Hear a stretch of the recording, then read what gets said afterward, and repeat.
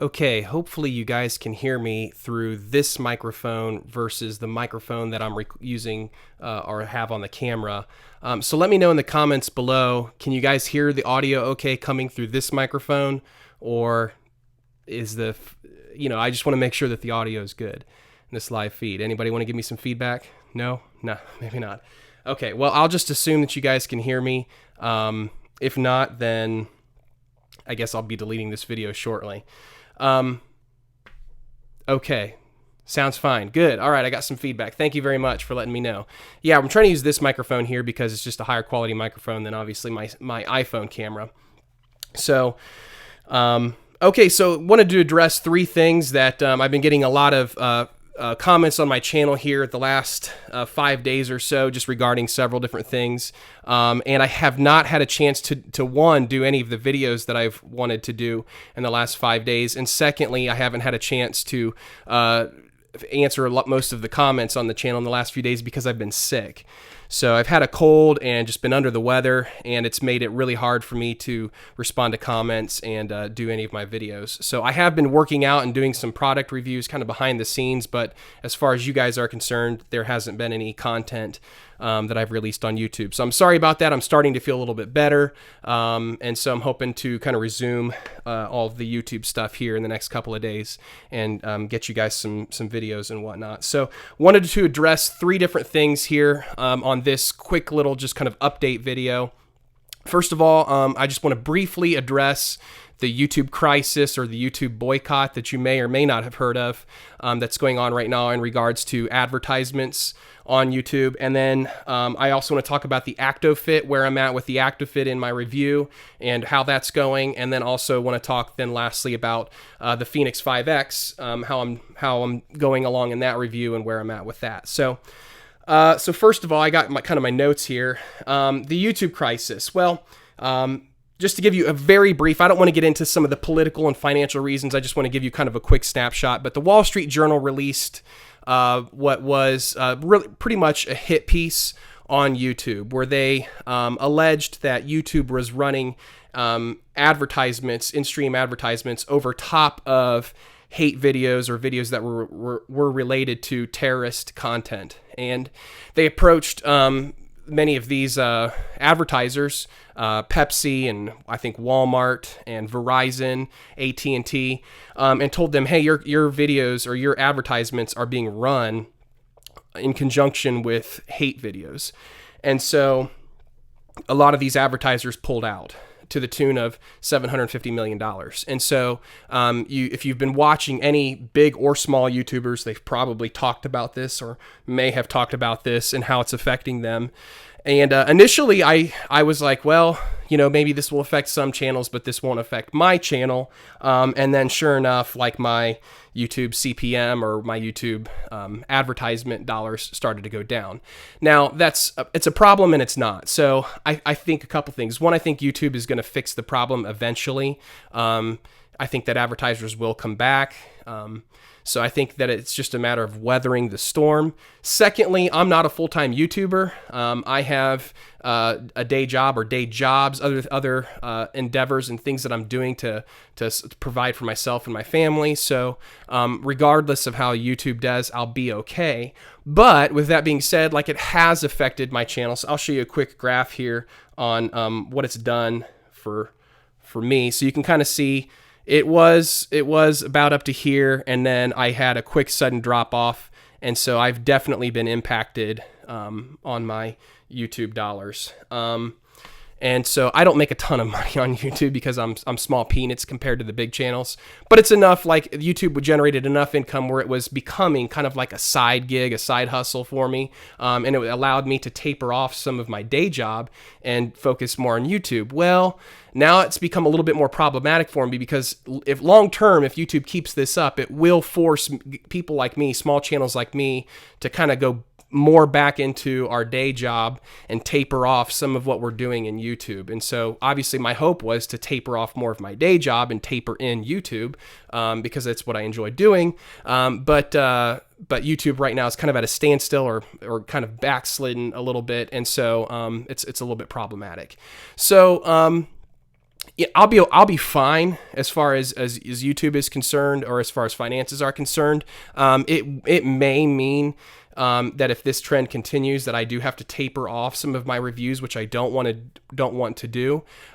If you want to in a show of solidarity and unity with YouTubers and with my channel specifically, if you want to help in the next month or two, contribute to help me weather the storm, there is a PayPal link in the description of every video that I have, and you can do one-time donations. And then the reason why I like PayPal versus some of the other giving platforms is some of the other giving platforms require you to commit to an ongoing giving for every video or ongoing giving for every month.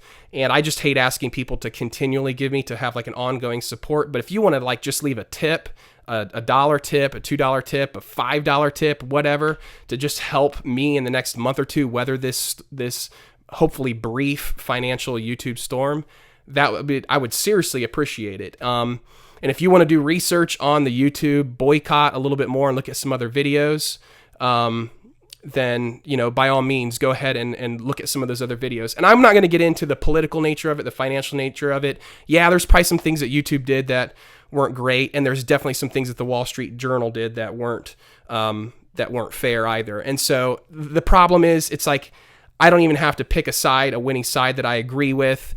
Yeah, it's like small channels like mine that end up being the casualties. So anyways, if you want to support in the link below, the PayPal link below, or the PayPal link that you find on any of my other videos, by all means, contribute to that. If you can't do that, that's awesome too. Just continue to watch the videos and share them and like them as always. So that's the YouTube crisis and the YouTube boycott in a nutshell. Actofit. Let me pull up my notes here. So the Actofit. So immediately upon me receiving the Actofit last week, hey, thanks, Ricardo. That would be awesome. That would be awesome. Yeah, if you guys have, I don't know if there will be a PayPal link in the description of this video because it's a live video, but in all of my other videos there should be in any of my recent videos there should be a link. So last week I received the Actofit, and immediately upon receiving it, I was super stoked and excited, wanted to immediately go to the gym, and Actofit reached out to me and said, hey, hold off just a little bit. We have some big firmware updates and some bugs that we're working through. And so I wanted to be respectful to them and their product and give them a fair shake. I didn't want to go review the product before they felt like it was ready to be reviewed. And so I've kind of held off a little bit. Now I have taken it into the gym. The way that the product is set up, it's very different than other wearables that track weightlifting exercises, in the sense that other wearables you wear, like the gym watch or some of the other, I think the Atlas is another one. All of the that I've reviewed, all of those wearables, you strap them on. They have an algorithm that detects the certain kinds of movement and interprets that as a bench press rep, and they'll count out the reps and the force and the power and all of those different metrics that they're tracking. The Actofit is a little bit different in the sense that it asks you to record 10 to 15 reps of a bench press, for example, before you can go to recording that exercise and logging it and tracking it and all of that stuff. And so essentially what you have to do is go through several workout routines, because, some days I do chest, and then another day I'll do arms, and then maybe another day I'll do abs or legs or whatever, and break it up throughout the week. And so you actually have to go through almost a whole week or two of recording those exercises onto the Actofit, recording your specific form to those exercises before you can begin using the Actofit. So that means that there's a setup period, essentially, for the Actofit, that you can't just immediately pop it on and go to the gym and immediately start recording all of those metrics. You have to first have a setup period where you're recording all of those different exercises, taking every single one of those exercises through 10 to 15 reps in order to set it up.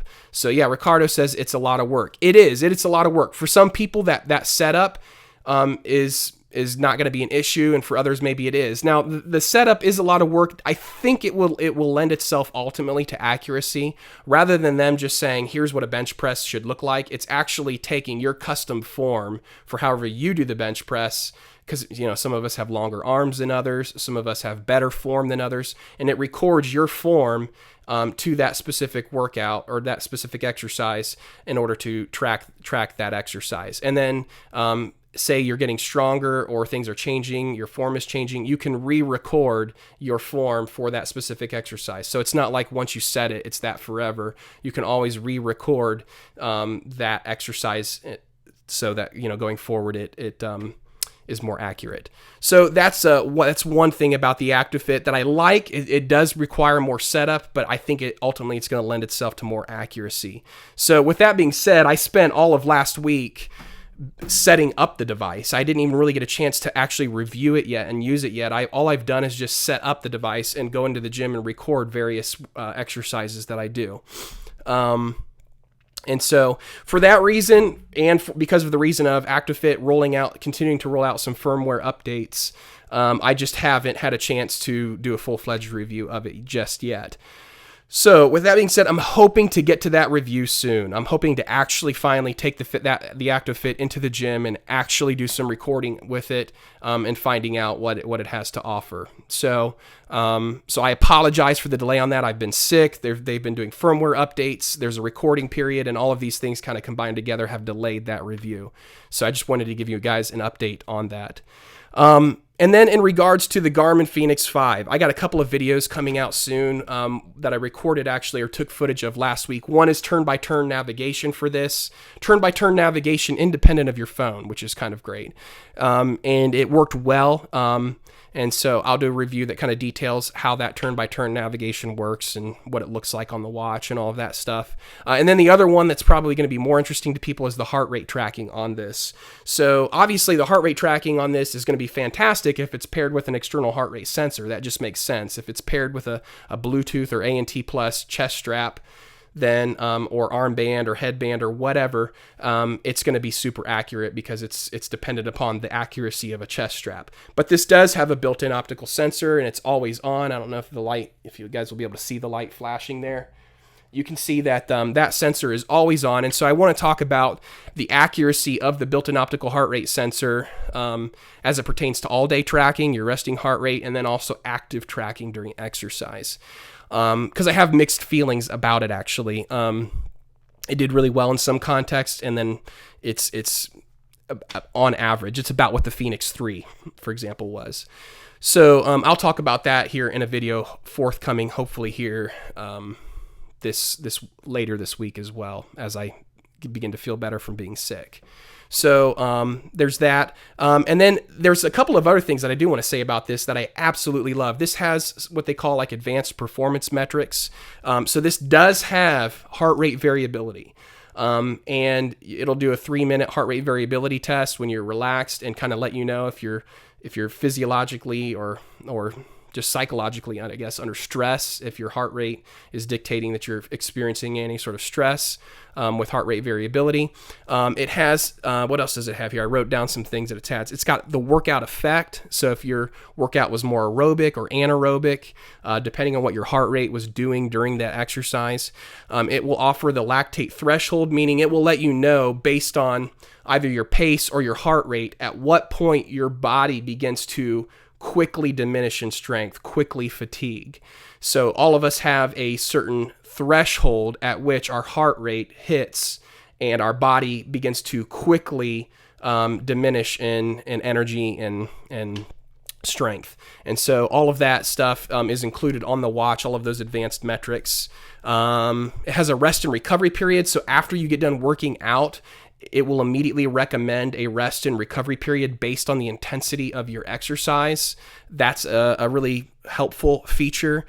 It will give you a training status. So based on the intensity of your last several workouts and how close they were in proximity with each other, it will kind of let you know if you're maintaining, maybe if you're pushing yourself too hard, or if you need to push yourself a little bit harder. And so the Fenix 5X and the Fenix 5 and the 5S, they all offer FTP power is another one. Yes, all of these advanced metrics can all be used to help someone determine if they need to push themselves a little bit harder, if they need to back off a little bit. And so I really like the performance metrics that Garmin has. The VO2 max, like even being sick, I've tried to jog this last week. I've tried to jog a couple of times, and I just noticed my times were terrible. And then I noticed that on the Garmin, it was saying that my VO2 max, which is normally a little bit above average, was actually a little bit below average now. So yeah, all these advanced metrics are really helpful in my opinion. So, oh, and then 24/7 heart rate tracking. So a lot of people have asked, does this actually do legitimate 24/7 heart rate tracking, or does it only do like minute intervals of all day resting heart rate? And it actually does. At any given moment, it's constantly going. At any given moment, that heart rate sensor is constantly flickering. So it's constantly taking measurements of your heart rate. So that's pretty much it. I just wanted to give you guys kind of an update, what's going on with YouTube and how it affects my channel, what's going on with my Actofit review, what's going on with my Fenix 5X reviews. So all of that content is coming soon. I don't know if you can tell in my voice, but it is a little bit raspy. It's a little bit baritone. I have that radio voice going on right now, and normally my voice is much higher pitched.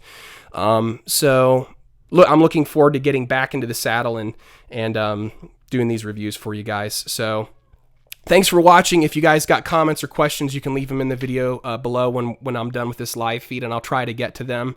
I'm going to try to get caught up on all the comments that I've missed. So thanks guys for sticking with this channel, supporting it. I love you guys, and it means a lot to me that you guys have put me in a place where where I have to even ask you guys to support this channel because it's supported me in the past. So I appreciate you guys and the viewership that I have, and I don't take it for granted. And so thank you very much, and you guys have a good Monday and a good week, and hopefully some great videos will be coming out from the channel here, assuming that I feel better. So thanks for watching. We'll catch you guys later. My name is Eric, and I'm the Techie Agent.